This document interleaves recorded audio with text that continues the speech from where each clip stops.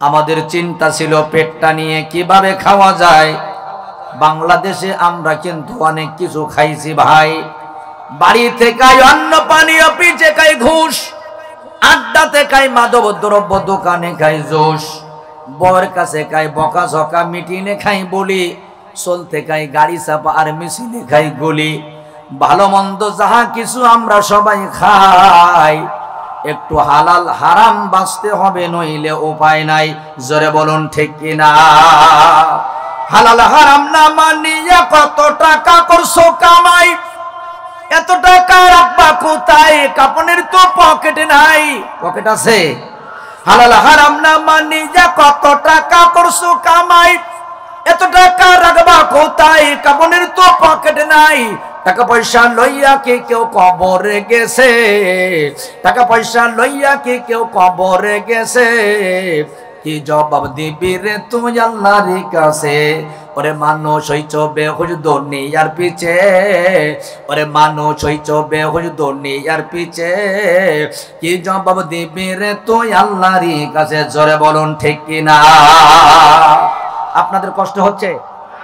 তাহলে নবীজি 5টা সূরার কথা বলেছেন যা আমাকে টেনশনে চুলদাড়ি পাকাই ফেলেছে। এর ভিতরে একটার আলোচনা চলতেছে সূরাতুন নাবা। এই সূরা 40 নম্বর আয়াতে কারিমাটা আমরা একটু পড়ি। আল্লাহ রাব্বুল আলামিন কি বললেন? ইন্না আনযারনাকুম আযাবান করিবা ইয়াওমা ইয়াযুরুল মার'উ মা قدمت يداه ويقول الكافر يا ليتني كنت ترابا। আল্লাহু আকবার। আল্লাহ পাক বললেন তোমাদেরকে নিকটবর্তীতে আযাবের আমি খবর দিলাম।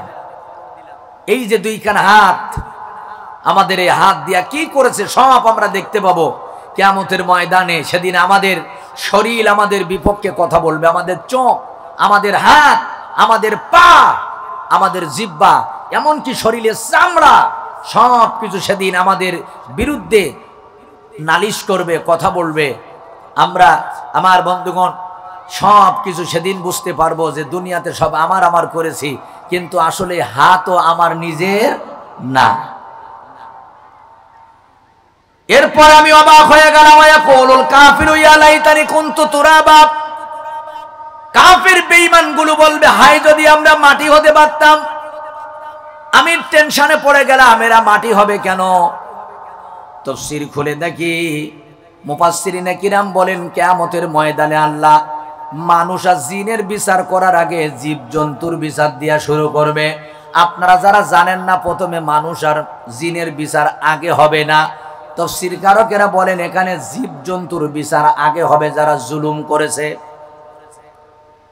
আল্লাহ রাব্বুল আলামিন একটা শিং ভাঙা গরুকে ডেকে বলবেন, এ শিং ভাঙা গরু, দুনিয়াতে আমি তোরে শিং দেই নাই, তোর সাজাতি আর একটা গরুকে ধারালো শিং দিয়েছিলাম, লম্বা শিং দিয়েছিলাম।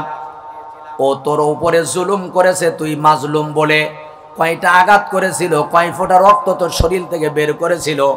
আমি আল্লাহ এখন ওই শিং ভাঙা গরুর শিং লম্বা করে দেব, আর ওই শিংওয়ালার শিংটা আমি কেড়ে নেব।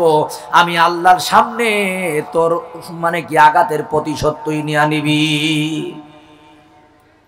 ওই গরু জবান খুলে কথা বলবেন যে আল্লাহ এভাবেই করে আমার পরে অত্যাচার করেছে, জুলুম করেছে, এবার তার শিং দেওয়া হবে, ও প্রতিশোধগুলো নিয়ে আনিবে। আল্লাহ পাক বলবে তোরা মাটি হয়ে যা, ওরা মাটি হয়ে যাবে। এরপরে আল্লাহ রাব্বুল আলামিন ছাগলকে বলবেন, ভেড়াকে বলবেন, এক কথায় হিংস্র যত প্রাণী আছে সব প্রাণীগুলোকে আল্লাহ পাক আগে জুলুমের বিচার করে নেবেন। এবার আল্লাহ পাক ডেকে বলবে তোরা মাটি হয়ে যা। এই দৃশ্য দেখার পরে কাফের বেঈমান গুলা, নাস্তিক মুরতাদ গুলা, ওরা আফসোস করবে। ওয়াকুলুল কাফিরু ইয়া লাইতানি কুনতু তুরাবা। ওই কাফের গুলো বলবে আমরাও যদি মাটি হতে পারতাম তাহলে আমাদেরও বিচার করা লাগতো। কারণ ওরা তো জানে যে দুনিয়াতে যে পরিমাণ অপরাধ আমরা করেছি, যে পরিমাণ অন্যায় আমাদের জীবনে করেছি, এখন যদি না পালাই, জনগণ যদি আমারে পায়, পাখির মতো টেনে ছিঁড়ে ফেলবে। জোরে বলুন কথা ঠিক কিনা? মনে না থাকলে মনে করে দিচ্ছি, তুমি যখন কোরমা পোলাও খাইয়া এসি রুমের ভিতরে 3 লক্ষ টাকার পালঙ্গে রাত্রিবেলা আরাম করে ঘুমায় থাকতে, ঠিক ওই রাত্রিতে ইসলামী আন্দোলন করার কারণে, ইমানের পথে বলিয়ান থাকার কারণে অনেক আল্লাহর বান্দা পুলিশের ভয়ে লোকের বাড়িতে কবরস্থানে গিয়া ঘুমাইতো। কথা বলা লাগবে ঠিক কিনা? তোমার ঘুমটা হতো এসি রুমে পালঙ্গর পরে, অনেক আল্লাহর বান্দার ঘুমটা হতো লোকের বারান্দায় কবরস্থানে। তুমি যখন স্ত্রী নিয়ে গার্লফ্রেন্ড নিয়ে মন্টু সাহেবের বাগান বাড়ি ঘুরতে গেছো, পদ্মা সেতু দেখতে গেছো, এই যশোর জেলার কেশবপুরের প্রস্তাব করার অনেক মায়ের সন্তানেরা মিথ্যা মামলা খায়া ওই যশোরের জামিন নেওয়ার জন্য সারাটা দিন উকিলের পিছনে তিমির মতো ঘুরঘুর করে ঘুরে বেড়াইছে, মত করে জামিন হয়েছে। সন্ত্রাসী ডাকাত, এরপরে মার্ডার কেসের আসামির জামিন হয়েছে। তুমি আল্লাহর পথে অবিচাল থাকার কারণে তোমার জামিন সেদিন দেওয়া হয় না। আর একটু মনে করে দিচ্ছি, ঈদুল আজহার দিন প্রত্যেকটা বাড়ির থেকে যখন কোরমা পোলার ঘিরান বের হতো,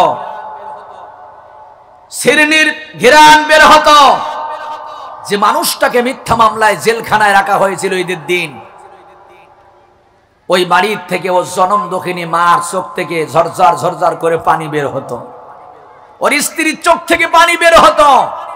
তোমার বাচ্চাদের জন্য 20,000 টাকার মার্কেট। ওর একটা বাচ্চা ছিল, বাড়িতে এসে বলতো, মা সব বাচ্চারা নতুন জামা গায়ে দেয়, আমার আব্বু কি আমাদের একটা নতুন জামা কিনে দিবে না? মাজননী তখন মিথ্যা সান্ত্বনা দিয়ে বলতো, বাজান, যার বাবা ইসলামী আন্দোলনের কর্মী হয়, আল্লাহর পথে অবিচাল থাকে, শীষে ডালা পিরাচিরির মতো বাতিলের কাছে মাথা নত করে না, তাদের সন্তানদের গায়ে নতুন জামা দিতে হবে না।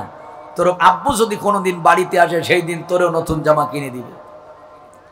আর এখন কিছু লোক বলে মানুষের এইভাবে মারে, কারোর ঘর দরজা এইভাবে পোড়ায়। কথা বলেন, এরকম আছে কিনা? কথা বলা লাগবে।